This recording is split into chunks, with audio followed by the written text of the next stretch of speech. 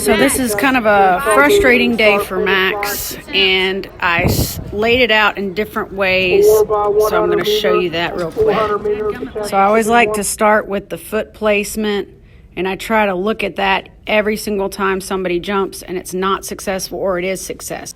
I'm looking at the lean here of his body, that he's leaning back and leaning into where he's about to take off into flight. The next picture should be right before he takes off into flight. Here you can clearly see that Max has got the height to go over the bar. He is looking back like he's supposed to, but because of the angle that he took off at and where he came off, his butt's going to clear the bar before, and then his butt's going to hit it and bring the bar down with. So watching the approach again, I'm noticing how he bows out and doesn't come straight in the J. And subconsciously, he's recognizing this, and so that's why he didn't make the jump. So he's going back and he's rethinking. He doesn't like, you can obviously tell he doesn't like the mark. So we've got to definitely make sure we redo this mark. So he comes back in.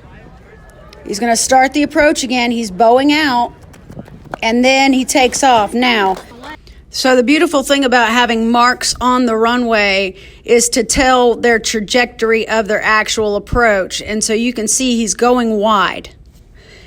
There you go, a little more evidence of wideness. Okay, right here he doesn't have hardly any lean back or any lean away from the bar to get him over the bar. So he's going to have to have full power just to get him up and over the bar, and that's not going to be enough when it comes to making the jump, and then he's going to land flat on his back. So one thing we got to definitely work on is getting the feet to clear over the bar. We got to change the approach. The arch is good, looking back is really good, and you're going to, if you didn't see that already in some of the other photos, you should be able to see it. But right now he's just too frustrated to even make this jump, and we should have just called it a day. But because he'll make another run up, and then he goes back and he inadvertently just changes the whole approach altogether, which was not the smartest thing, but he's frustrated. So that's why sometimes it's hard to officiate and then turn around and try to coach at the same time. It's just not going to work out. That's why I like videos so much. And unfortunately, it's late in the game, so now here's where we change up our whole step. And this is going to change everything about the jump.